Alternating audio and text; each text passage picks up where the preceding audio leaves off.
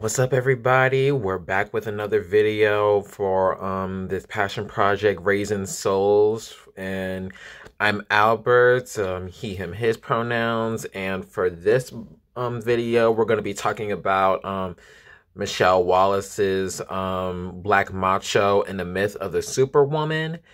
And for those who don't know, Michele Wallace is she started out as a journalist, but by the time she released this book, she was like still a journalist. She was a journalist for Newsweek, The Village Voice, I think Miss Magazine, radical black feminist. And after she published this book, she went back to graduate school and became an academic. So she's been teaching in like Rutgers, Cornell, and I think City College of New York, and NYU as well. And then she's been doing speaking engagements and publishing other books as well. But she's one of the most notable black feminists like during the 80s, and she started the National Black Feminist Organization, and she started it with her mother, Faith Ringgold, who is also a notable black feminist.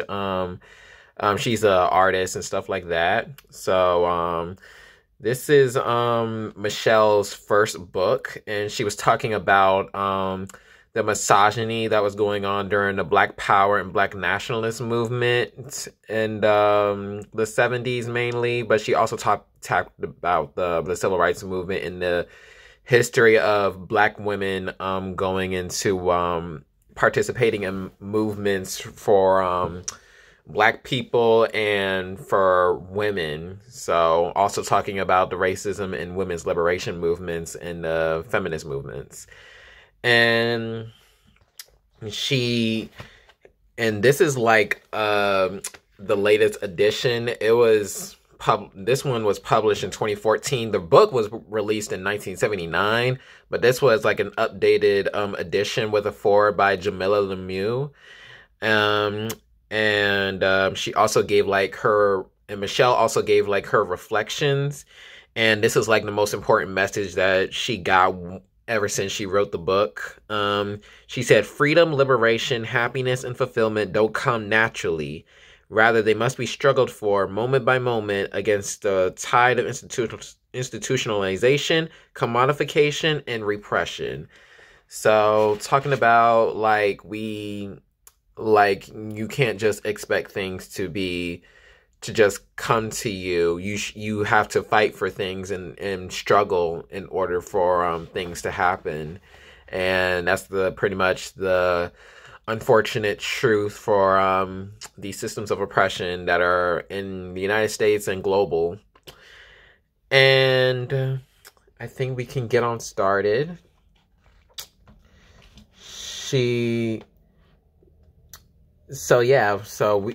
can get started with the introduction. So this is going to be 2 parts. So I'm going to be doing the introduction and part 1, which is Black Macho, and then the next video we'll talk about part 2, which is the myth of the Superwoman. So the introduction, she gave like an explanation for the title, and she talked about, and Black Macho is it's this archetype for this hypersexualized and aggressive black man, and toxic masculinity and hypermasculinity, and talking about how that is like the image that a lot of black men were trying to achieve, to think that's how we will reach liberation and equality and justice and equity and all that. And then she talked about the Superwoman myth, which is this black woman who can overcome oppression and is very dehumanizing, and can talks more about the persistence and the resilience of the black woman, and not the oppression that she shouldn't have to go through in the first place. So that's the Superwoman myth. And yeah, that's pretty much what she that's pretty much like the inspiration and the influence of the title. And she pretty much gave like an overview of what the book was going to be about. She talks about the importance of writing history of stories and narratives. Like, victors are the ones that are going to be writing history, so you should, at this moment as you're alive, write. Like that's the importance of literature. You have to do the research. You have to go through oral history and gather any collection, any records, any archives that make sense of the world we live in. And that's very important. It's important to like slave narratives. Like, we wouldn't have understood like the brutality of slavery if it wasn't for like the Douglass narrative, Harriet Jacobs book about the narrative of Slave Girl, and Sojourner Truth's Ain't I a Woman speech. We wouldn't have known about Black feminism today if it wasn't for like someone like Sojourner Truth, Anna Julia Cooper, and all that stuff. So it's important to that's the importance of the field of literature. And Michele Wallace talked about that's how she became like the professor of English, because she was an English professor. And cinema, she also talked about the importance of controlling your own narrative through media, whether that's through journalism, newspapers, television, and stuff like that. Like, representation can matter, and the politics that come with it also just as much matters. And yeah, and she talks about how in Black Macho and the Myth of the Superwoman, she was going more through mainstream culture, more a critique of the mainstream, and pretty much goes into the organizing aspects because of how mainstream culture portrays it, and talks about them. And she also talked about the Moynihan Report. So for those who don't know, Daniel Patrick Moynihan, he was a Congress. I think he was in the Senate and a politician. But before that he was a sociologist. He did research, and he had this white man, and he was doing this report on the Black family and how it became. How the struggles that they go through. And he was going through, and he was talking, and he wasn't it's this white lens that he gives, like, it's the Black people are suffering because Black women are single mothers. Like, Black women are single mothers, and it's talk about the Black matriarchy is the detriment of the Black community. And it was like erasing like all the responsibilities through like the prison industrial complex, patriarchy, and other stuff that Black women had to endure to make a living and survive. So it was racist, misogynistic, classist, and stuff like that. So she was critiquing that as well. And she was also talking about her upbringing, how she was in a toxic household where that Superwoman narrative was pushed on her, like the Black woman, you don't need a man and stuff like that. You should be taking care of yourself. So self-sufficiency, it was like part, you can understand where they're coming from, but you understand like at a end is going to be toxic, because it's like you can't codepend on someone else. So it's this like you have to take care of yourself and not rely on community the entire time, and which is very toxic and abusive. That narrative was pushed on to her. And she was also talking about the alcoholism and the abuse that she went through and how that had an impact on her relationships, specifically her intimate relationships with boyfriends, how she talked about sexuality and how she lost her virginity when she was a teenager and stuff like that. Like, she hasn't she had to internalize so much stuff and realize like it wasn't healthy at the end, and she was trying to understand like how to have healthy coping mechanisms and stuff like that, and not always relying on unhealthy behaviors, whether that's through sexuality, substance abuse, and stuff like that. And she also talked about inspiration from slave women. So Harriet Wilson, Harriet Jacobs, and Charlotte Fortin helped her understand the world that she was going through as a Black woman in this during the 50s and 60s. And that was it for the introduction. And she was pretty much talking about how she got into her politics in contemporary times, not in the 70s, but in contemporary times, and how she reflected upon that and what motivated her to make Black Macho and the myth of the Superwoman. And that was it. So we'll start with part one. So this video is going to be, the rest of the video is going to be focusing on part one. And part one is Black Macho. So she started off part one talking about the subject of race while in high school in Harlem. And while she was in high school, that's also when the civil rights movement was going on. So that's when they were talking about like voting, equal rights in jobs and stuff like that. So she was in an integrated school in Harlem, and talking about being in spaces with white students and the microaggressions that she had to face through that, and how she internalized whiteness and anti-Blackness herself while she was in high school. Like, she was also yeah, let me see if I had like a quote.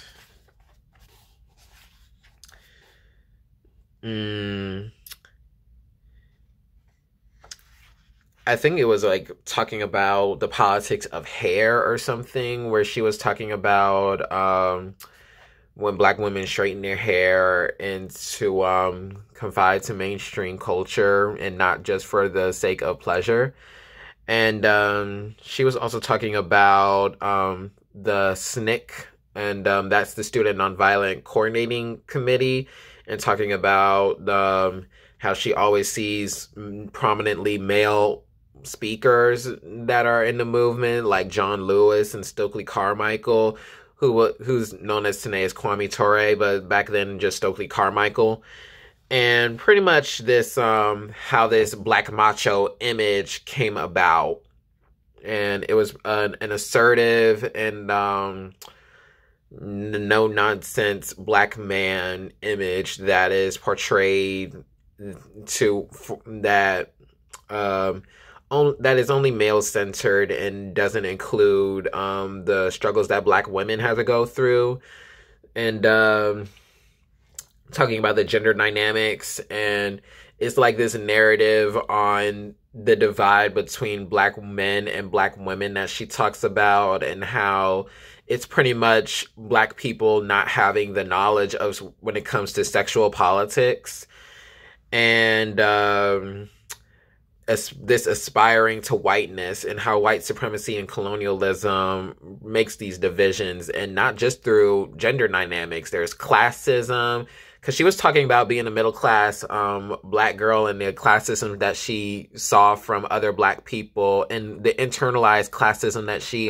experienced herself, and how there's the ghettos and stuff like that, how that's seen as looked down upon, like those people are there because of the choices that they made, and not because of the systematic racism and poverty that are fragmented throughout Harlem and everywhere else in the United States.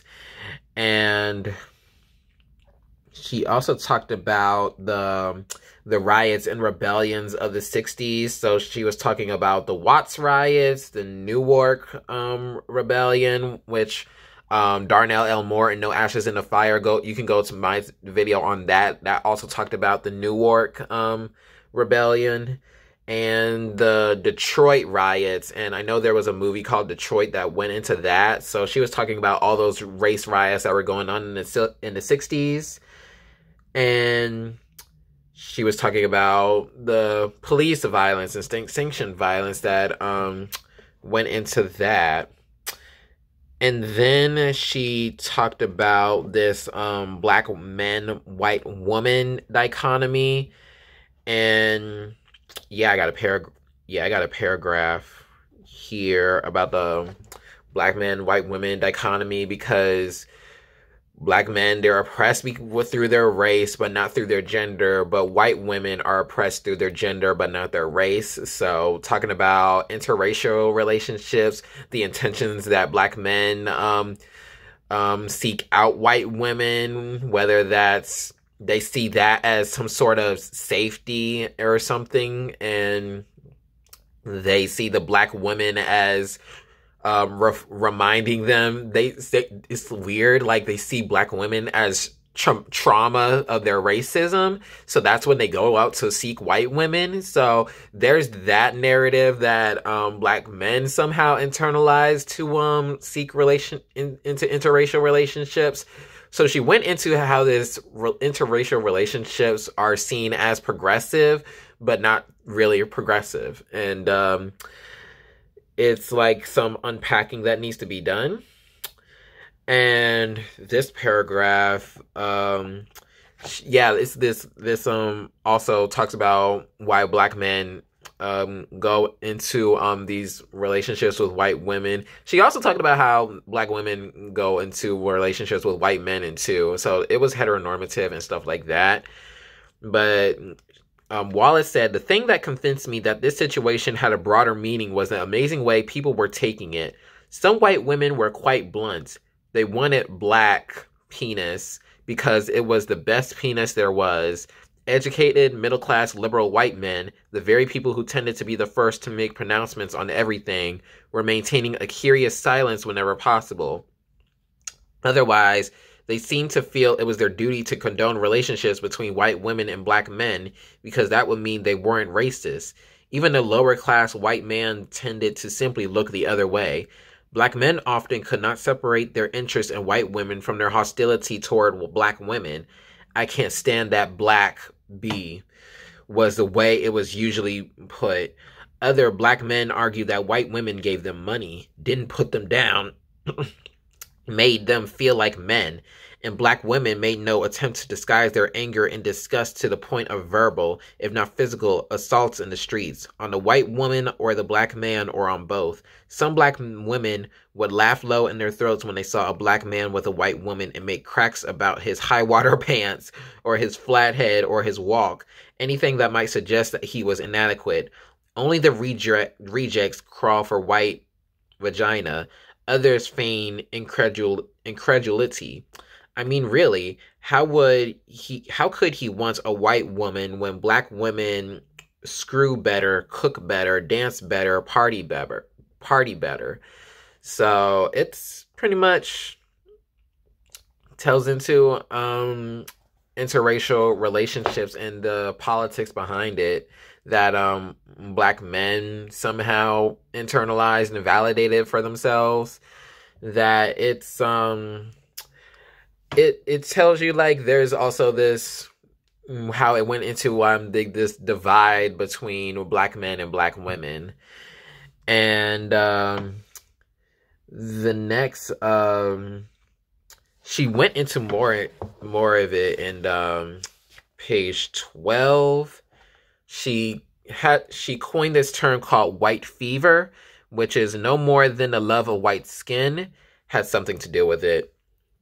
But even that didn't really get to the heart of the matter. The black women had for many years been overtly covertly available to white men contributed to the fury with which some black men pursued white women, but that wasn't the whole story either.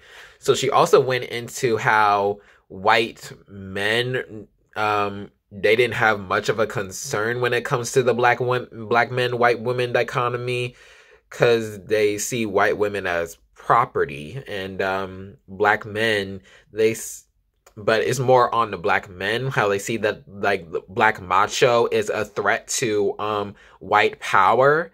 And so they do these things to justify racism. So for example, lynchings and stuff like that. Like if you know about the story of Emmett Till whistling, they said that he was whistling at a white woman, and how they justified that to murder him.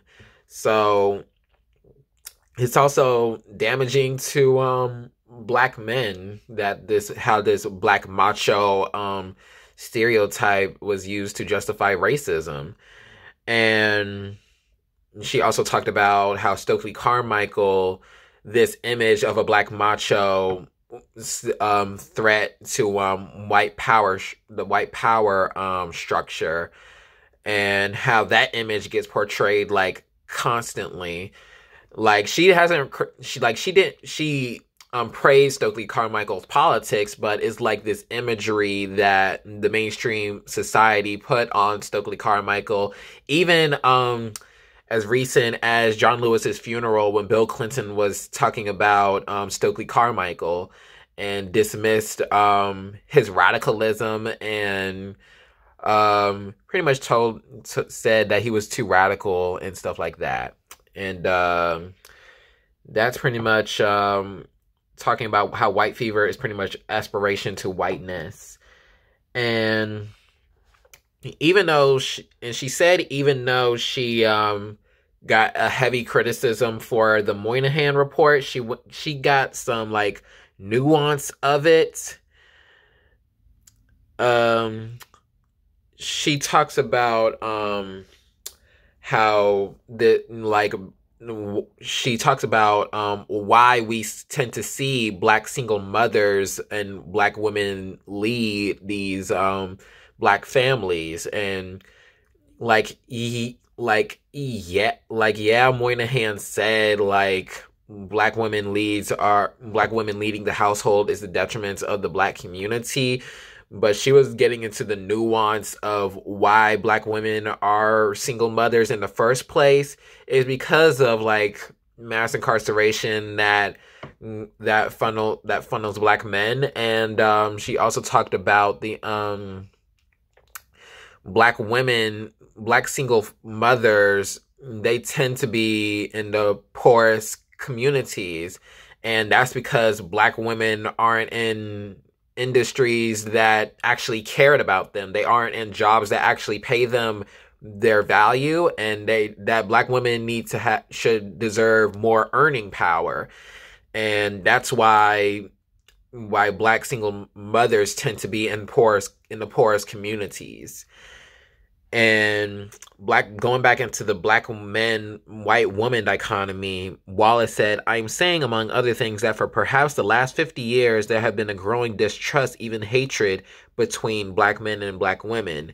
It has been nursed along not only by racism on the part of whites, but also by an almost deliberate ignorance on the part of blacks about the sexual politics of their experience in this country." So she also talked about how that heightened the division of why there's this separation between black men and black women, this idea and notion, and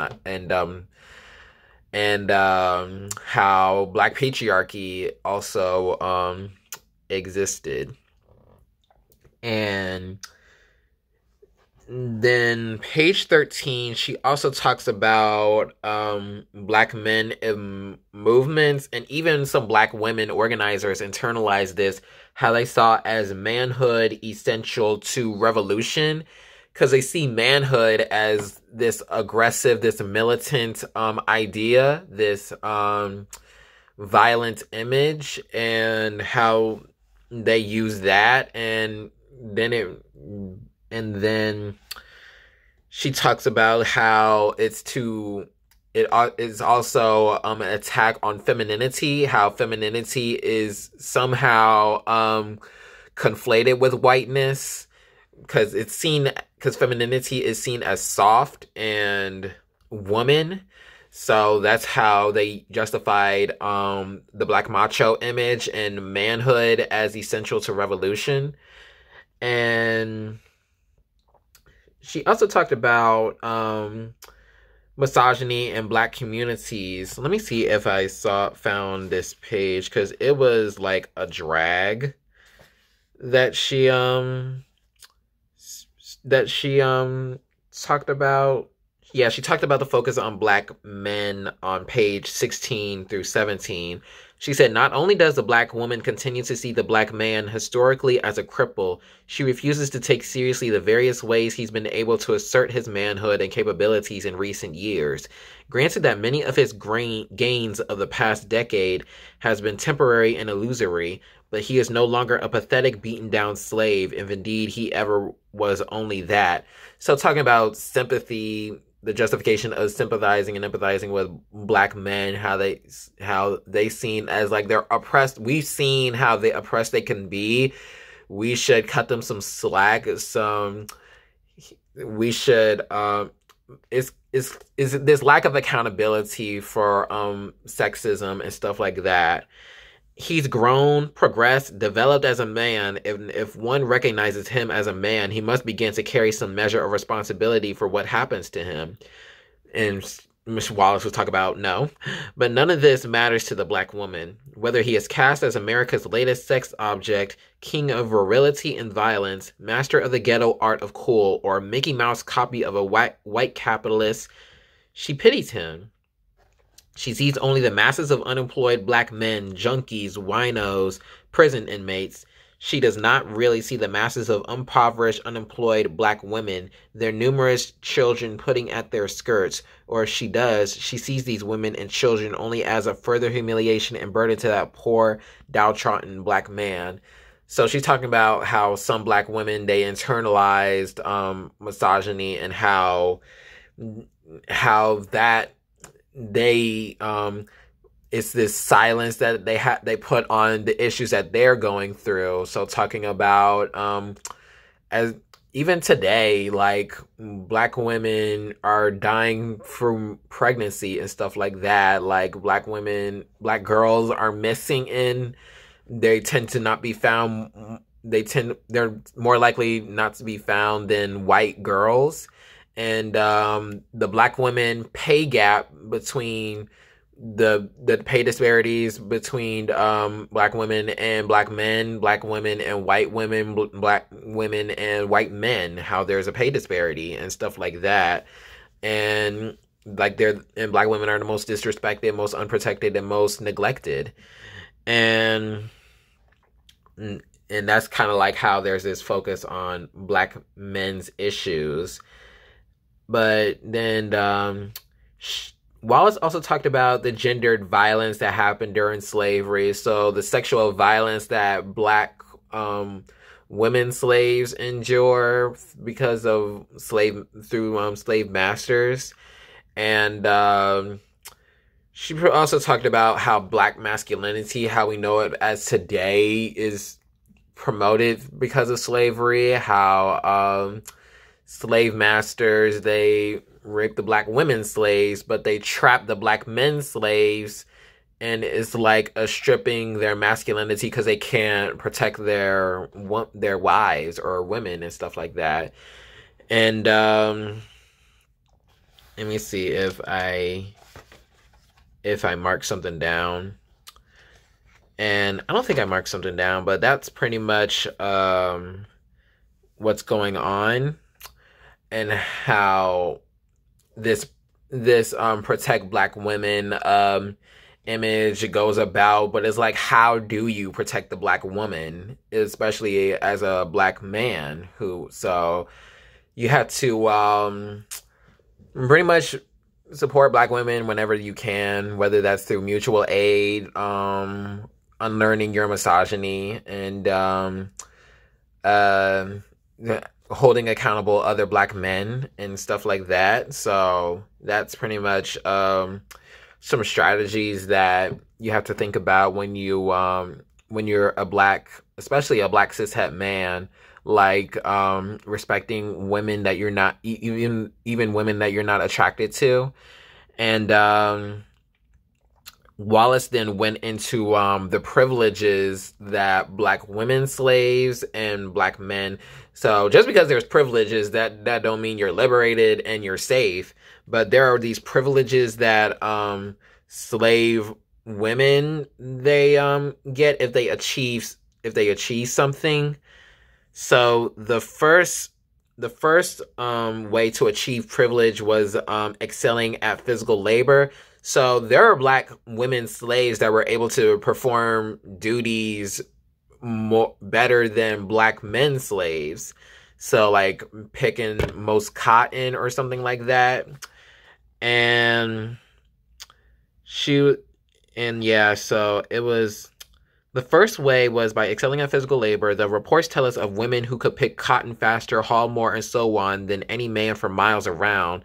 The ability to do heavy labor was of paramount importance on the old southern plantation, whereas women who were sensitive, delicate, and fragile suffered a great deal in slavery, and there were a great many such women. Women who were physically strong and robust were highly valued by the slave community. That's also how the Superwoman myth and archetype has been played about. And secondly, there were women who rose above the common lot by becoming the sex partners of their masters. Sometimes their white owners lived openly with them as wives. More often, they and their children were given their freedom upon the master's death. So that's a privilege. That's a privilege that black women slaves were granted with their children. Like they get to have freedom once they get exploited by their slave master, because it's not consensual sex. Like there's a power dynamics between slave master and a slave. So it was rape. But this path was also fraught with risk. Such women were sometimes the victims of special abuse, were sold away to avoid scandal in a larger white community and embarrassment to the master's wife. The third way a black woman slave might achieve some status was a mammy. So if y'all know about the mammy stereotype, like Gone with the Wind and other films that had black maids, like The Help or something like that, like they get special privileges when they take care of the white family, whether it's white children, and they get a level of compensation for it that's not to the level of a black slave. And they said the mammy is a hated figure in black history, and perhaps with good reason. Legend has it that she often controlled the household, its white members as well, that she was sometimes overly loyal to her master and guarded his wealth and position with great vigor, but she also served a function that was useful to the slave community. She might intercede in behalf of a slave and prevent his being punished, and she often provided much of the information from the big house. And she talked about another was as a house servant with a special skill. She might be a laundress, a weaver, a spinner, and as a good worker. She might come to be greatly valued by the master, but here again, the record also shows that she was often the victim of special abuse and suffered under the constant eye of her mistress. So think of jobs like a laundress, a weaver, a house servant as an upgrade from slavery. So that's what's seen as you made it, you got power now, even though at the end of the day you're still operating under this white supremacist power structure. And then she talks about the privileges that black men slaves, they also get. And it's more privileges than black women slaves. So she said, first, men might become artisans, craftsmen, mechanics, and they were the most respected members of the slave community.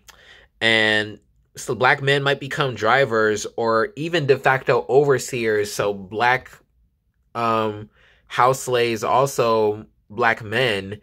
and they tend to be overseers, so they get these power, they get the chance to be oppressive, and that's not liberation and freedom. And if that you see that as making it, that's not making it. That's still operating into the white supremacist power structure.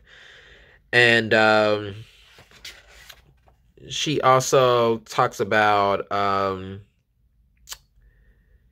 he becomes a butler, a coachman of his master. So it's like the white man becoming a king and the black man a servant, a butler, or something like that nature.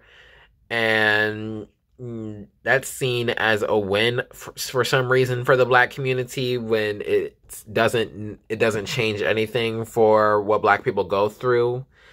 And black men get to fight in wars. So the Civil War, the War of 1812, and stuff like that were privileges. And black men were most likely get the opportunity to read and write.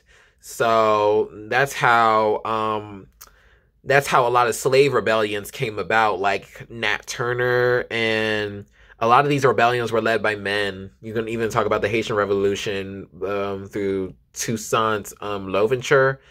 That's how, like, there's this emphasis on black male leaders, and especially during the Civil Rights Movement with Martin Luther King and Malcolm X, Stokely Carmichael, John Lewis, and all of them. And there were erasure of black women and their experiences. And then she was talking about developing an Afro-American identity and addressing these stereotypes, such as the Uncle Tom, Coons, and Bucks. So talking about what is blackness beyond these stereotypes and beyond the white supremacist structures, beyond racism. And truth be told, I don't know how it's possible to not have a black identity and not thinking about the injustices that white people put on black people. And it's like a luxury that we really don't get. And she was like, she's talking about how black communities, they just try to have an identity without these stereotypes. So having a black man present in the family, it's this respectability that they aim for. And a lot of these is achieved through being an Uncle Tom, which is this stereotype of appeasing to white people, like we're not rebellious and stuff like that. Coons and the Bucks, the stereotype of a buck, which also leads into the black macho stereotype, which is this hyper masculine black man, has high sexual prowess and high virility, and it's a sexually racist stereotype. So pretty much being charismatic also, that's this buck stereotype. And yeah, so it's like is literally like something you can't really win in when you try to develop an identity, especially if you're a descendant of American chattel slavery, because it's like your culture was stripped away from you. Not entirely, but your culture was literally stripped away because of white supremacy and colonialism and the institution of slavery. I don't know where in Africa my ancestors came from, so because I'm a descendant of American chattel slavery. So, and that's a privilege that other people in the diaspora have, but that's also something to think about. And also trying to avoid like these acts of violence, whether that's through lynchings in the Ku Klux Klan, and how this buck stereotype is how white men they police the black man's penis and from his body and render him economically unable to provide for his family despite his legal freedom. So that's how this black macho stereotype is also harmful to black men. And what else was there? Yeah, so also talking about policing black macho stereotype and how that justified lynchings and how it's the sacred white womanhood. And that's also talking about white feminism, how white women, they tend to unify on the base of their race than their gender. So, for example, white women voted for Trump the majority of white women voted for Trump. So that's another example of the sacredness of purity of white womanhood, like it's their race before their gender. So, and also talking of pretty much they seek the power of white supremacy, and that's how white feminism pretty much came about. And that's the difference between white feminism and black feminism, because black feminism, there's this not only this race and gender analysis, but there's also a class analysis. There's an anti-capitalist politic, there's this anti-imperialist politic. So black feminism is literally trying not to is the abolition of this white supremacist power structure. It's anti-colonial, it's anti-imperialist, it's anti-classism, anti-racist, anti-sexist, anti-homophobic, anti-queer antagonism, and all that stuff. So that's black feminism. And what else?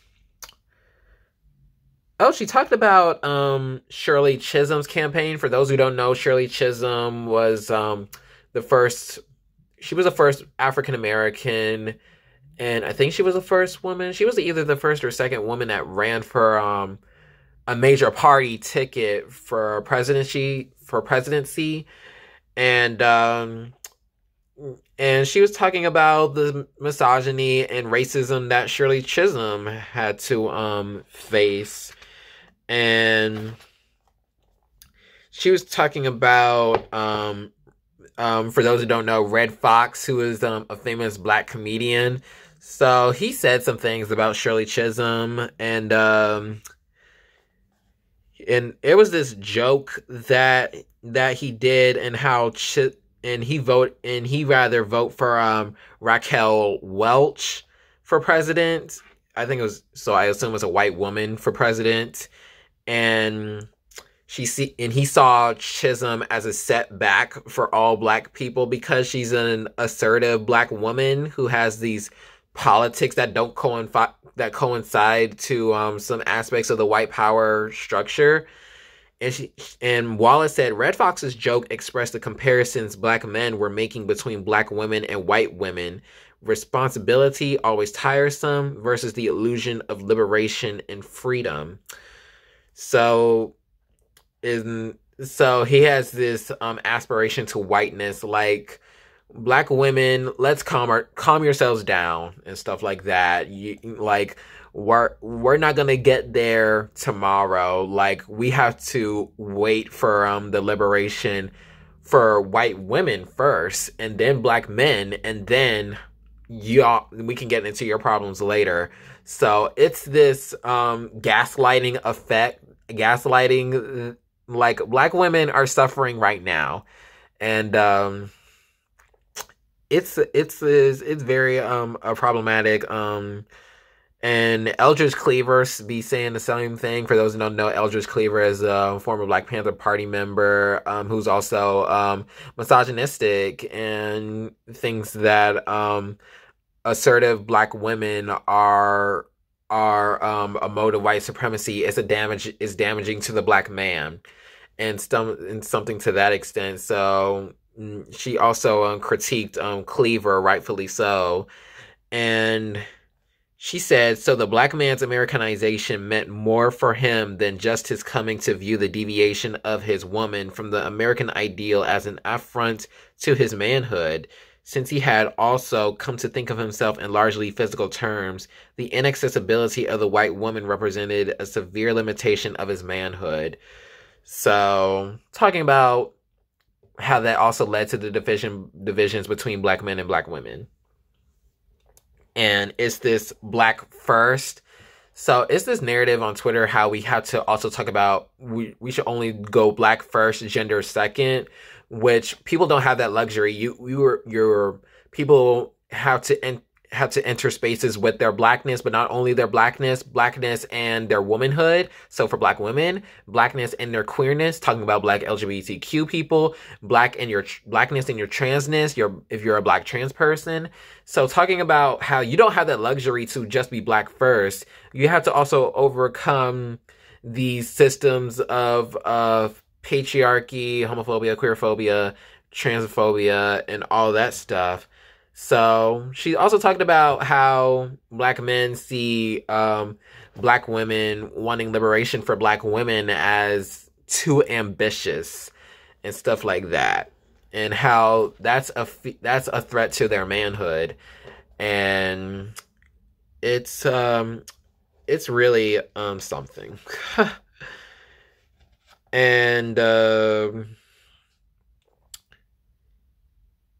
yeah, I think that was it for that part. And she also talked about how black men, they want the luxury of white people, and they want to get the opportunity to be oppressive toward white people. So it's black men were focusing on wanting to enter spaces such as corporations and stuff like that. Black men wanting to enter into police forces, and something like that is what black men were focusing on. Rather, black women were also talking about the violence that they go through and harm, and how all of these institutions are anti-black and misogynistic. So that's like how the Moynihan was also noting the strong black woman stereotype, so also perpetuating this superwoman trope, and how Moynihan was seeing how the strong black woman is also harmful to black communities. So the Moynihan report, black men to a degree also agreed with the Moynihan's report of how the strong black woman is a threat to black manhood. So that's how when you have something mainstream as that and visible, it can make these divisions. So it also contributed to the division in the black community. And she was also talking about liberation strategies and politics of resistance. And then that's when we get into the second part, which is wait, before we get to that, Wallace said the real key was the carrot the white man had held just beyond the black man's nose for many generations, because black men, they only see freedom and power somehow through what the white man has. And that imaginary resolution of all the black man's woes and discontent, something called manhood, it was a pursuit of manhood that stirred the collective imagination of the masses of blacks in this country and led them to almost turn America upside down. So that's pretty much the gist of black man's politics. And yeah, so then we get into the second part of the Black Macho section. And it started off with a critique of the Black Power movement. So she was talking about how black leadership, there is no true accountability for black leadership, which is typically men. And black women, they're most likely the operations and the members. They're the majority of these movements, but black men, they're the only ones that get to be in leadership positions. So, like the Black Panther Party, it was majority black women, but black men were mostly in leadership roles, like Huey P. Newton, Eldridge Cleaver, who else? Bobby Seale, who else? And it's like erasure of the contributions that were because of like people like Angela Davis and Erica Huggins, Kathleen Cleaver, and other Black women that were notable in the Black Panther Party movement. And she was also talking about Stokely Carmichael's his charisma and his assertion of the how it also became notable for the Black macho stereotype.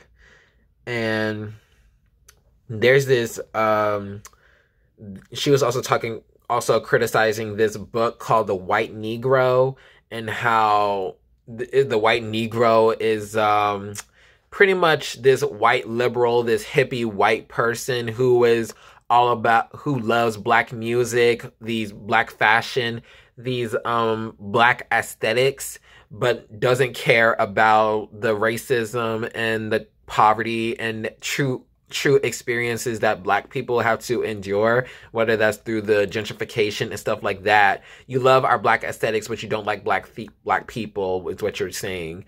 So that's pretty much the criticisms that she had of that book. And she also talked about classism. So she talked about the Black middle class, how they have some Black people in the middle class, some people of the Black bourgeois. I don't even think they're the bourgeois. I think bourgeois is mainly the rich people. But she talks about this Black middle class. There's this guilt because they're closer to poverty, and they have empathy for people that are in ghettos sometimes. So there's some people that are in the middle class, and how they try to and how Wallace has some self-reflection as a Black middle class woman. So she studies people that were in these ghettos and these lower income communities. And she talked about how there's these complexities that were going on between the Black masses and the aesthetics, and what's truly seen as liberation for Black people. Is it just Black people, some Black people in the middle class and some people in the top 1%? And that's really not it. It should be the liberation for all Black people. It should be from the Black custodial worker to the Black billionaire or whatever.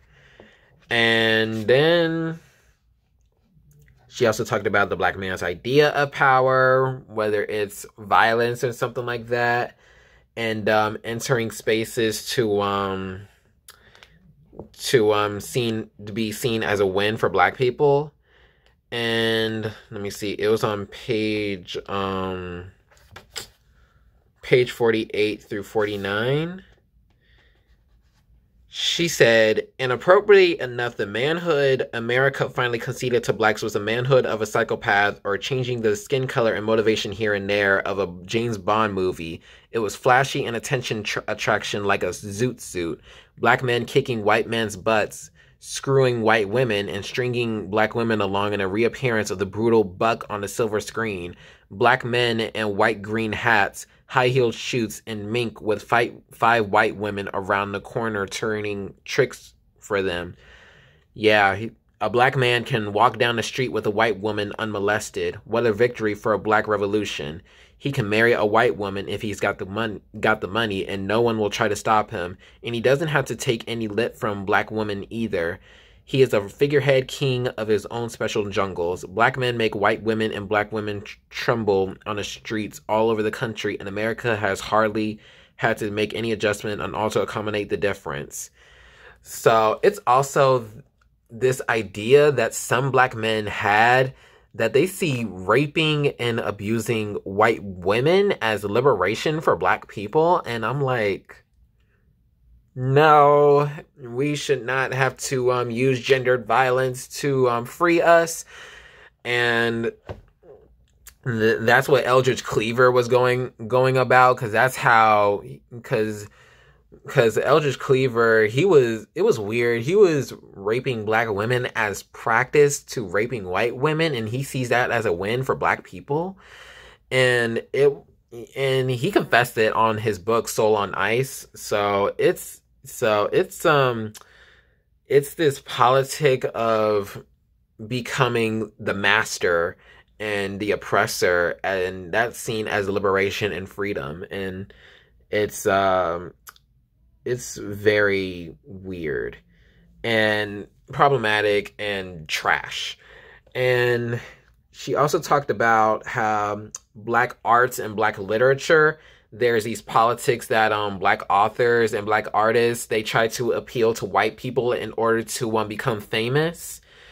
So she was talking about Richard Wright's Native Son and Ralph Ellison's Invisible Man. Like, she praised how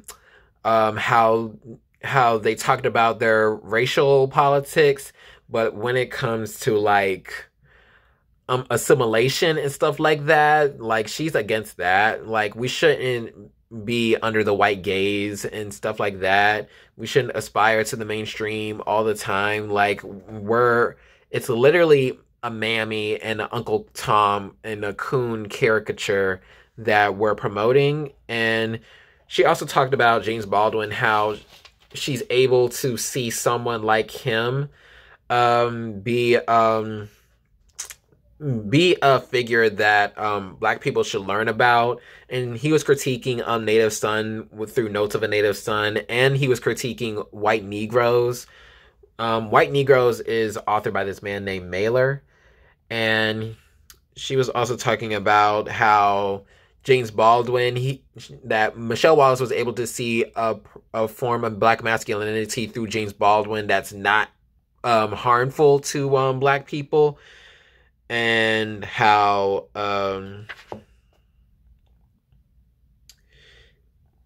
and yeah, that's pretty much what he was talking about. Let me get into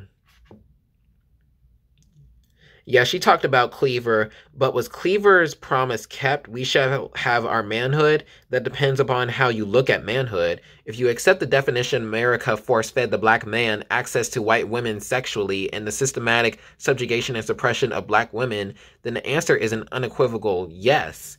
And that's how some black people saw as a win for some reason.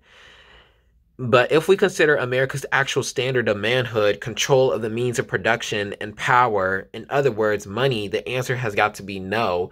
So you see these things as a win, but black people are still having a lack of access to Medicare and universal health care and stuff like that.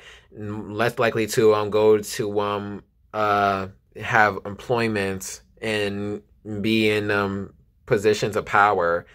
And she was also talking about how in Moynihan's report talks about black single mothers, and black single mothers, they get employed, but isn't these jobs that don't get treated well, such as teaching, nursing, domestics, and that's a lot of fields that black women back in the day they enter.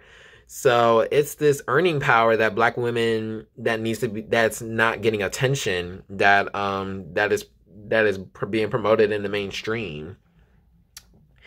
And then she was also talking about Baldwin. Let me see if I can find a part. Yeah, she said Baldwin is patting Mailer on the head. Mailer is the white liberal. She's patting the white liberal on the head and sending him back to play with the little kids. He is saying anybody who isn't black shouldn't dare to presume to understand why black men do the things they do. The language is ambiguous, not only because it is Baldwin's style to be so, but also he wants to make Mailer aware that black men and white men move and must move in different directions and toward different ends. But there is as well an implicit affirmation of the right of the black man to assert himself sexually, the right of the black man to be a sexual outlaw if he finds it necessary to his survival. To become a Negro man, one had to make oneself up as one who went along. Nor does Baldwin deny outright the black men are psychopaths, or is that theirs is what Mailer calls a morality of the bottom. Rather, he asks, why malign the sorely menaced sexuality of Negroes in order to justify the white man's sexual panic? So she talked about the black macho stereotype and how that's justifying white man's fears, and those fears led into violence such as lynchings.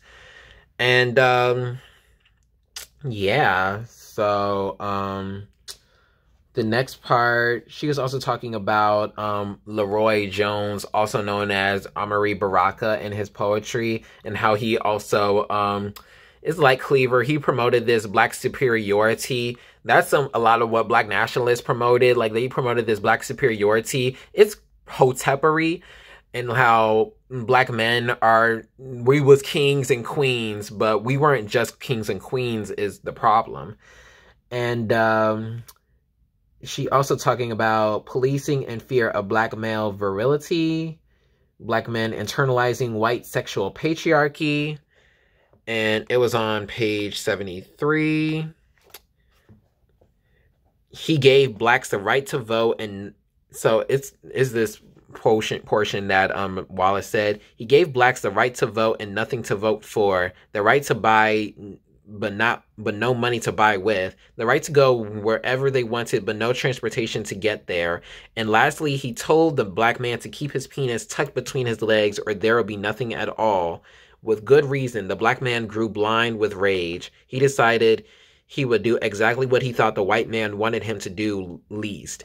He would debase and defile white women. He would also show the white man that black women had no influence over him and that they would have to pay for screwing white men for all those years.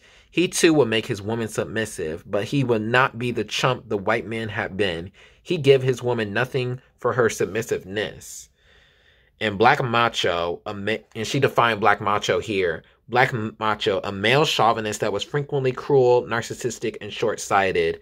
So she saw this imagery through Eldridge Cleaver, Amari Baraka, and other male leaders during the Black Power movement and Black nationalist movements. And then, let me see. She also saw that charismatic through Martin Luther King and Malcolm X. And she also talking about dependency on white supremacy for black advancement. So that's what a lot of black male leaders saw. They want a seat at the table.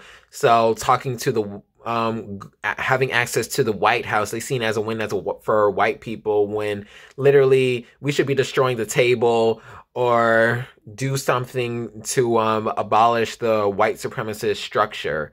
So you have to look at the bigger picture of things. It's macro level. It's not just something that should be you should look at liberation.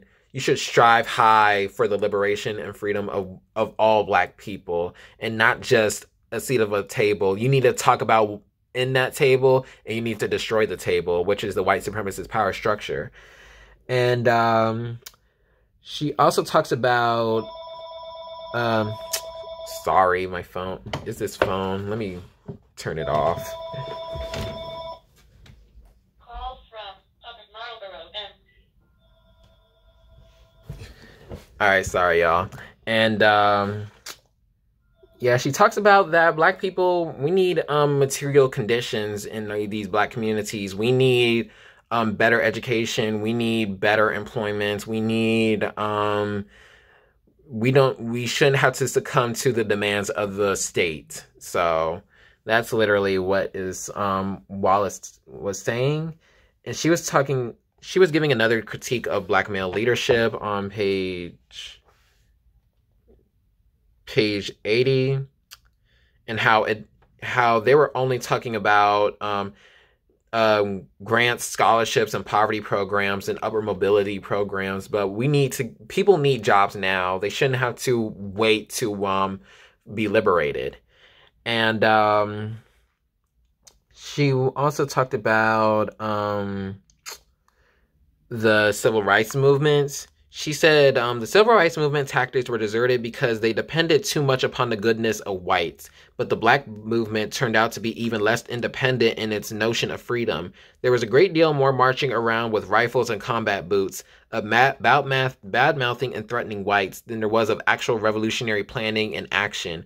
What did this son of a slave actually expect whites to do? Did he expect, like the boy who was throwing a tantrum because he can't have something he wants, that Big Daddy would finally buy it for him just to shut him up? The black man had forgotten who he was. He had come to believe that his universe was really as whites had defined it.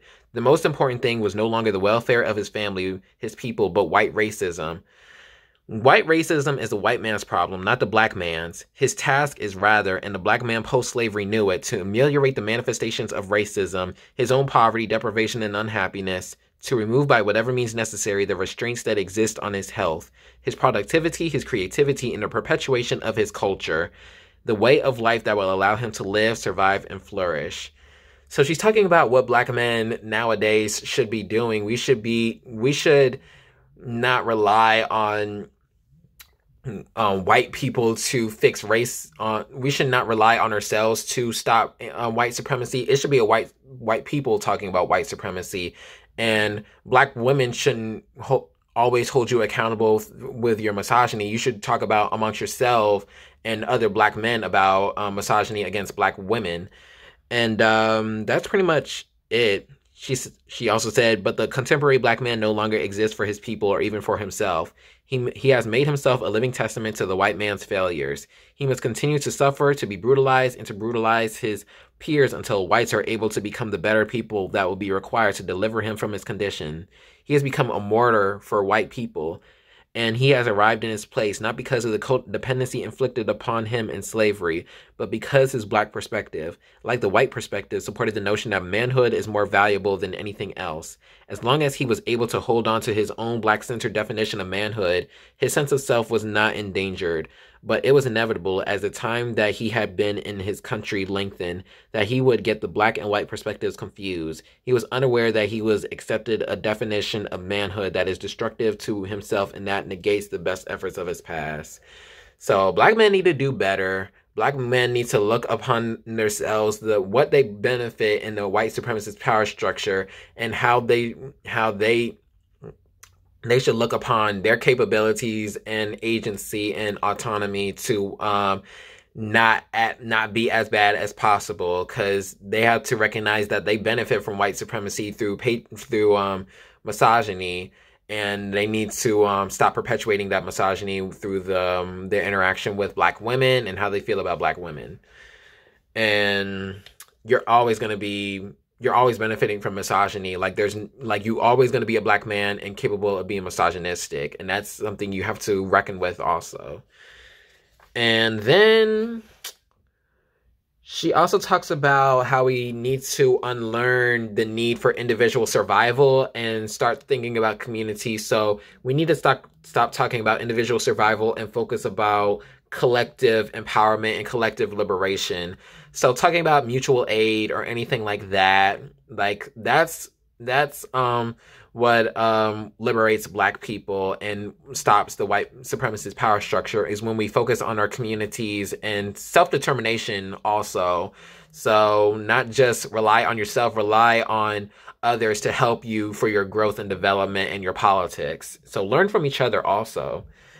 And she had this critique of capitalism. On page 83, she said, capitalism is dependent upon the notion of a big daddy, which is the white man. Genevieve was right in that sense. You are supposed to give the principal part of your production, the fruits of your labor, to someone else, and he will take care of you. Carl McCall has spoken about the dearth of black leadership. He said basically that there were black leaders, but that people didn't know it because whites failed to give these leaders anything to give black people. That's my idea of dependency. So it was the same thing with Martin Luther King Jr. We got the Voting Rights Act and stuff like that, but he was also fighting for workers' rights, and that's how he died. And he was also speaking out against the Vietnam War. So he wasn't also thinking about racism in the United States, but also racism global, and how white supremacy is an international issue. So, and he was, also anti-capitalist. And what is the goal with the black man? So she had this paragraph at the end. So we're getting to the end of the part. And she said, finally, it is the black man who has made this undeclared choice. The black woman is simply along for the ride. His actions in the 60s and in the civil rights movement have made an indelible imprint on the quality of our lives. Do we like what he has done? Are we so satisfied to ride the tide of the changing interpretations of black manhood? Can it sustain us and the nearly 50% of black children who depend on us? Can we afford to sit by and allow him to orchestrate our future? So it's talking about, she was talking to black women in this paragraph. So it's talking about what black women should also be doing. Do we need black men at the end? And there's black women that are justified in saying we don't need black men to, they're just the weakest link and stuff like that.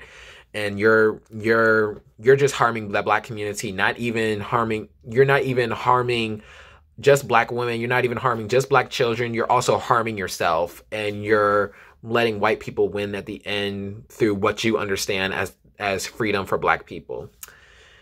And that's the end for this video, this first part. I didn't think it was going to be this long, but that's Black Macho, the first part. So the next video, we're going to be talking about the myth of the Superwoman portion, which focuses on what black women had to go through. And Black Macho was talking about the misogyny and what black men were doing. And the myth of the Superwoman is talking about what black women, what they had to go through. So that's it. So make sure y'all follow my reading list Instagram at Raisin Souls. I'll put it in the description box below. Follow my personal Instagram and stay tuned for part 2. And thank y'all for this journey.